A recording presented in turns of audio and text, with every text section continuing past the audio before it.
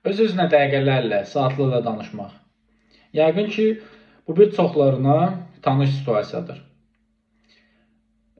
Yeni araşdırmalara görə, 2002-dəki araşdırmalara görə bu hər hansısa bir pozuntunun əlaməti ola bilər. Bunun adına maladyativ öz-özünə danışma sindromu deyilir. Hal-hazırda DSM-5 və xəstəliklərin beynəlxalq təsnifatı 11-də hələ də xəstəlik kimi qəbul edilməsə də, bunun üzərində araşdırmalar davam edir. Bəs nə üçün öz-özümüzə danışırıq? Öz-özümüzə danışmağın əsas səbəblərindən biri bəlkə də yaşadığımız travma və yaxud da tənhalıq və yaxud da stres ola bilər.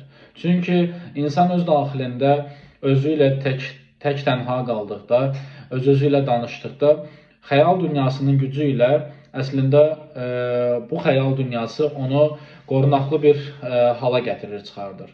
Çünki bizi ən yaxşı özümüz bəzən tanıyır və yaxud da qoruya bilərik. Travma yaşamış şəxslərdə onları qoruya biləcək hər hansısa bir məkan və yaxud da hər hansısa bir insanın olmadığı düşüncəsi çox özünü göstərir və şəxslərdə güvən problemi yaranmağa başlayır. Amma şəxs özü ilə rahatlıqla öz xəyal dünyasında danışa bilir.